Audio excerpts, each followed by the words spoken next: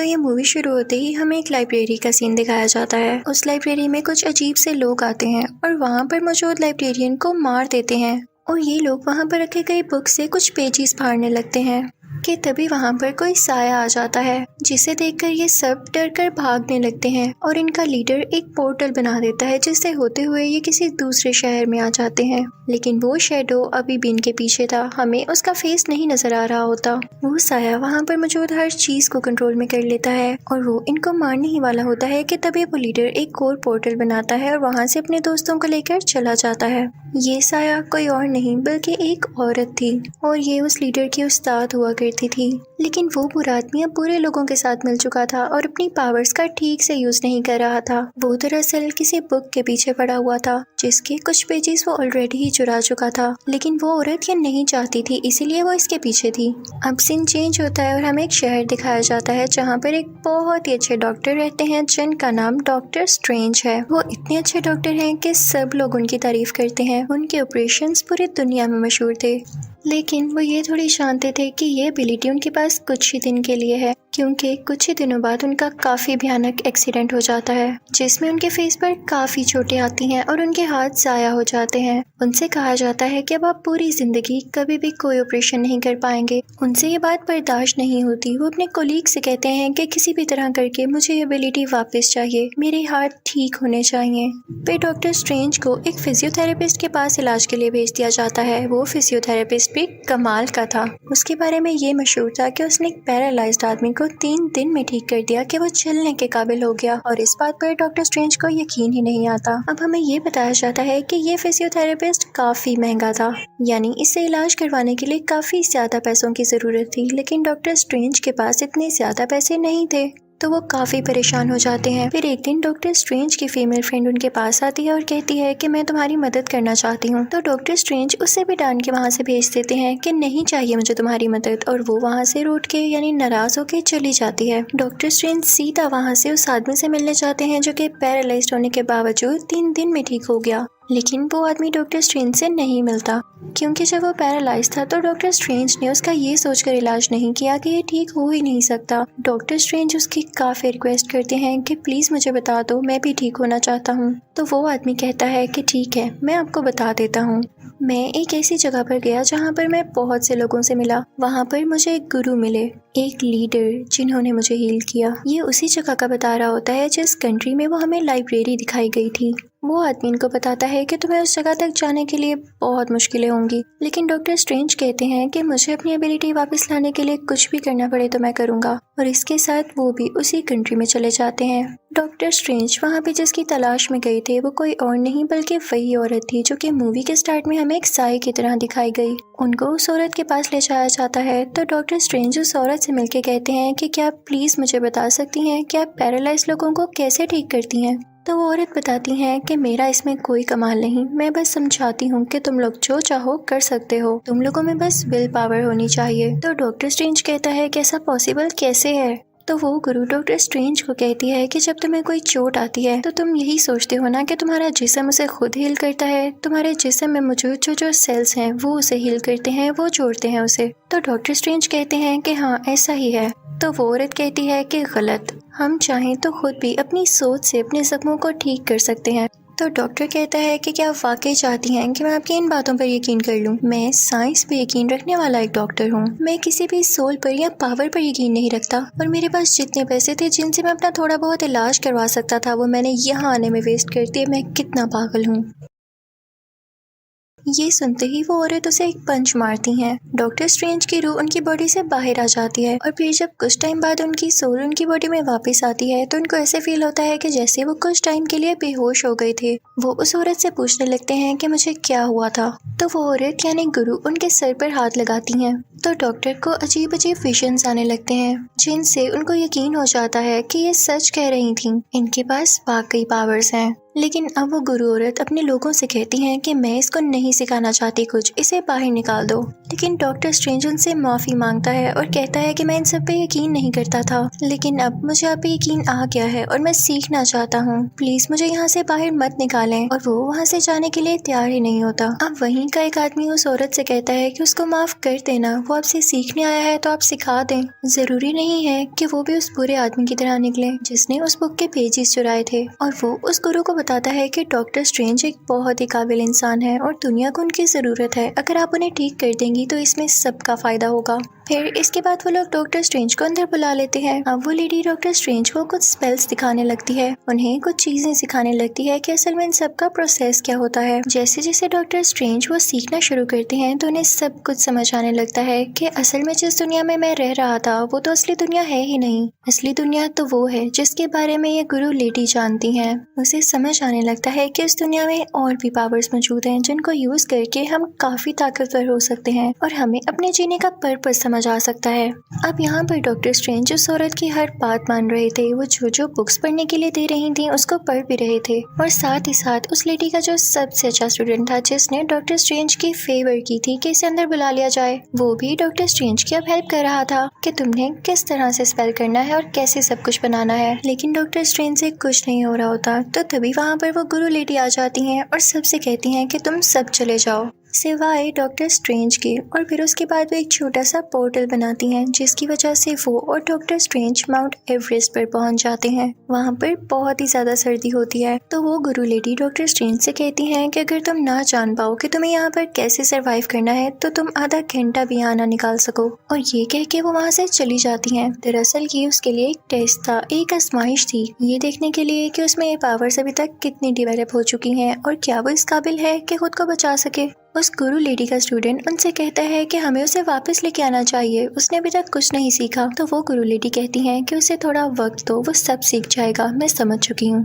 और देखते ही देखते कुछ ही देर में डॉक्टर स्ट्रेंज वहाँ पर आ जाते हैं, यानी अब वो पावर्स को यूज करना सीख चुके थे, बेशक उन्हें थोड़ा टाइम लगा था। और फिर उसके बाद डॉक्टर स्ट्रेंज एक लाइब्रेरी में जाते हैं और एक बुक मांगते हैं, लेकिन वहाँ का लाइब्रेरियन कहता है कि नहीं, मैं अभी तुम्हें ये बुक नहीं दे सकता। तो डॉक्टर स्ट्रेंज वो बुक चुरा लेते हैं और रात को वो पढ़ने लगते हैं। और फिर हमें ये भी दिखाया जाता है कि असल में उनकी बॉडी तो सो रही होती है लेकिन उनकी सोल ये बुक पढ़ रही होती है, यानी अब उनमें काफी ज्यादा स्पिरिचुअल पावर आ चुकी थी। वो इन चीजों को सीखने लगे थे और उन्हें सब कुछ अच्छा भी लग रहा था। तो वो गुरु लेडी डॉक्टर स्ट्रेंज को अपने साथ लेकर जाती है और उससे कहती है कि मैं खुश हूँ कि तुम काफी जल्दी सीख रहे हो, आओ मैं तुम्हें आईने की दुनिया में लेकर जाती हूँ, यानी मिरर वर्ल्ड में। वो कहती है कि तुम चाहो तो अपनी मर्जी से आईने की दुनिया बना सकते हो, कुछ भी बना सकते हो इसमें, लेकिन याद रखना इसमें जो कुछ तुम कर रहे हो उसका असली दुनिया से कोई लेना देना नहीं है।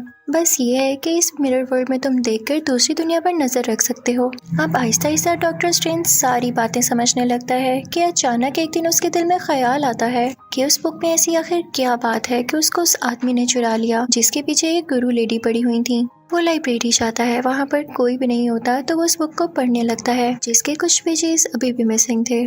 वो देखता है कि उस बुक में कोई चीज बनी हुई है और सेम वैसी ही चीज उनके सामने भी पड़ी होती है जिसे वो अपने गले में पहन लेते हैं।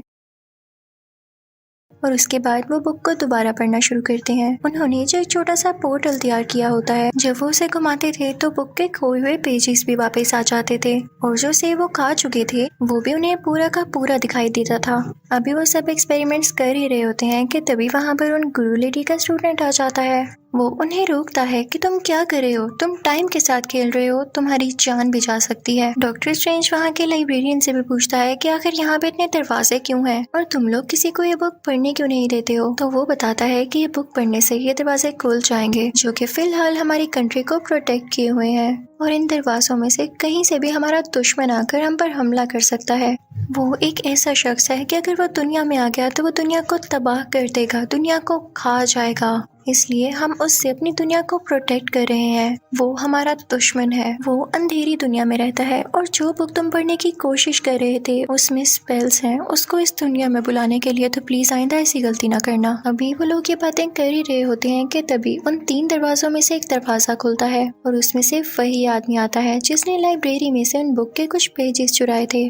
वो बताता है कि मैंने ये पोर्टल तबाह कर दिया है और तुम लोगों का दुश्मन जल्द ही पावरफुल होकर यहाँ आने वाला है। मैं उसका साथ पहले ही दे चुका हूँ, मैं उसे कॉन्ट्रैक्ट कर चुका हूँ, वो यहाँ आने ही वाला है। वो आदमी कहता है कि इसके लिए मुझे और पावर बस चाहिए कुछ, और जैसे ही मुझे वो पेजेस मिल जाए और जरा सी पावर मिल जाए तो देखना मैं उसे यहाँ ले आऊंगा। और इसी के साथ वो उस लाइब्रेरी में ब्लास्ट करता है, जिससे डॉक्टर स्ट्रेंज उन दरवाजों में से एक दरवाजे के पार जाके गिरते हैं जो कि न्यूयॉर्क में खुलता था।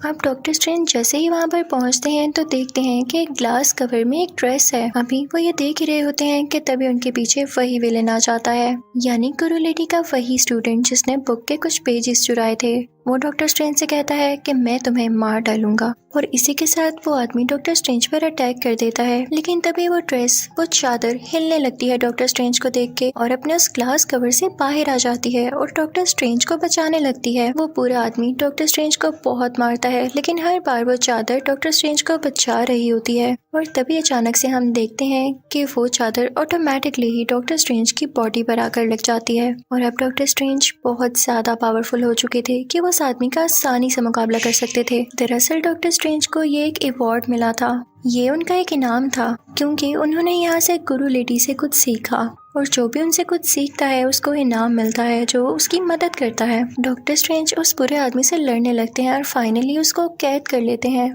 तो वो आदमी कहता है कि तुम अच्छा नहीं कर रहे हो, मैं अपने लीडर को इस दुनिया में लाना चाहता हूँ। वो उसी बुरे लीडर की बात कर रहा होता है जिसके लिए वो काम कर रहा होता है। वो कहता है कि अगर एक बार वो इस दुनिया में आ गया तो वो इस दुनिया को अपना बना लेगा और फिर यहाँ पर कोई नहीं मरेगा। क्या तुम लोग ये नहीं चाहते हो?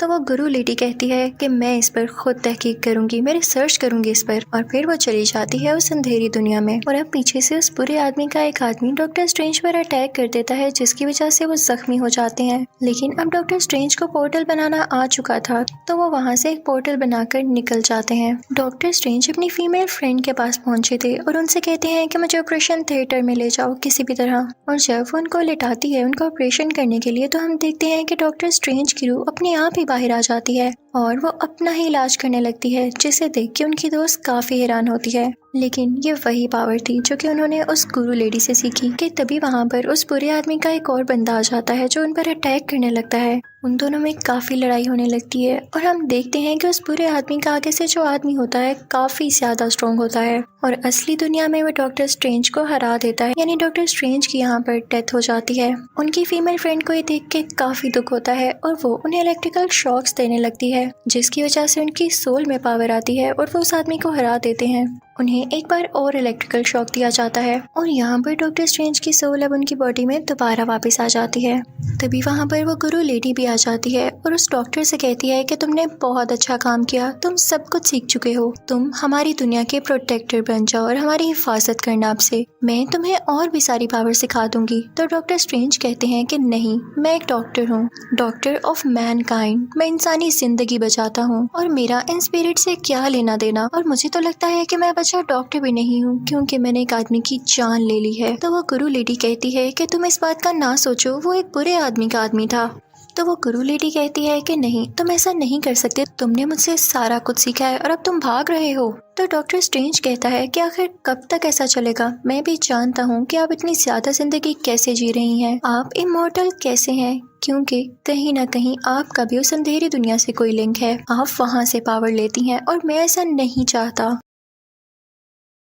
गुरु लेडी कुछ नहीं कहती और वहाँ से चली जाती हैं। तभी वहाँ पर वो बुरा आदमी आ जाता है, यानी वही अंधेरी दुनिया का लीडर, वो इस दुनिया को तबाह करने वाला था। कि तभी डॉक्टर स्ट्रेंज को आइडिया आता है कि क्यों ना मैं इस पूरी दुनिया को मिरर वर्ल्ड में बदल दूं, यानी आईने की दुनिया में। तो तब यहाँ पे कोई भी नुकसान होगा या किसी की जान जाएगी तो उसका असली दुनिया पे कोई फर्क नहीं पड़ेगा। लेकिन ये डॉक्टर स्ट्रेंज की भूल थी, क्योंकि वो लीडर अब इतना ताकतवर हो चुका था कि वो आईने की दुनिया से भी लोगों को नुकसान पहुंचा सकता था, और अगर वो किसी को भी यहाँ पर मारता तो असली दुनिया में भी लोगों की जान जा सकती थी।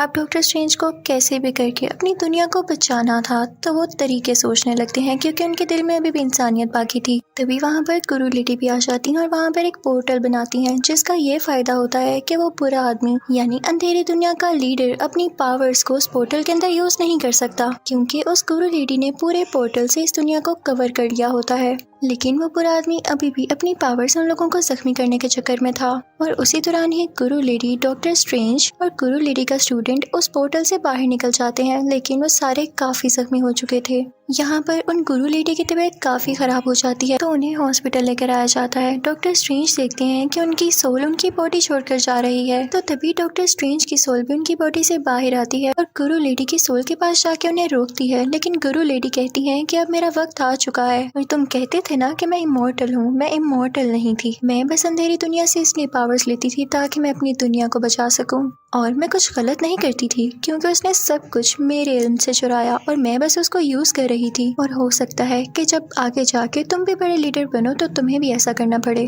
कभी किसी के बारे में आइंदा के बाद गलत मत सोचना। और इसके बाद गुरु लेडी की सोल वहाँ से चली जाती है, यानी अब गुरु लेडी हमेशा के लिए यहाँ से जा चुकी थी। अब डॉक्टर स्ट्रेंज और उस गुरु लेडी का स्टूडेंट वापस से उस जगह पर जाते हैं, तो देखते हैं कि उन बुरे लोगों ने पूरी लाइब्रेरी को तबाह कर दिया है और वो वहाँ की बाकी दुनिया भी तबाह करने के चक्रों में है। वहाँ का लाइब्रेरियन भी मारा जा चुका होता है कि तभी डॉक्टर स्ट्रेंज को एक आइडिया आता है। वो याद करते हैं कि जब बुक पढ़ते हुए उन्होंने एक पोर्टल घुमाया था जिसकी वजह से टाइम रिवर्स हो गया था, तो अब इनको वो यूज करने की जरूरत है। वो उसे घुमाने लगते हैं, टाइम रिवर्स होने लगता है और सब कुछ पहले की तरह होने लगता है। उनका दोस्त जो कि लाइब्रेरियन था वो भी जिंदा हो चुका था, लेकिन अब काफी देर भी तो हो चुकी थी। अंधेरी दुनिया का लीडर अब इस दुनिया में आ चुका था और उस दुनिया को तबाह करने ही वाला था।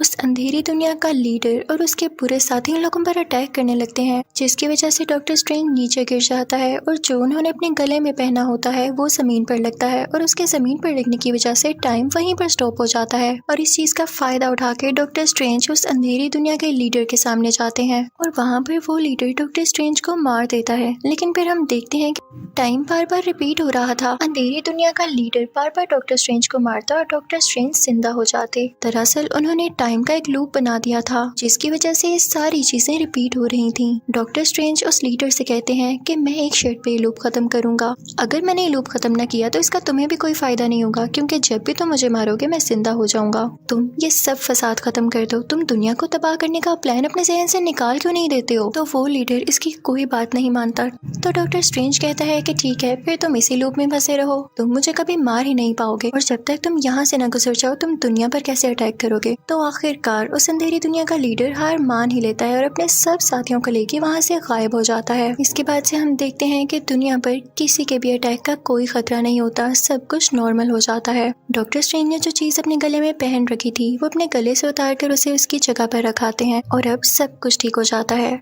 लेकिन एक खतरा उन्हें अभी भी था कि गुरु लेडी की अब डेथ हो चुकी थी और उन पर अब कोई भी अटैक कर सकता था ज्यादा पावरफुल होने के बाद। तो डॉक्टर स्ट्रेंज इस बात पर कहता है कि मैं रेडी हूँ, क्योंकि मैंने गुरु लेडी से उनकी सारी पावर सीख ली हैं जिनका मैं अच्छा यूज करूंगा। और इसी के साथ ये मूवी यहीं पर एंड हो जाती है। Thank you for watching.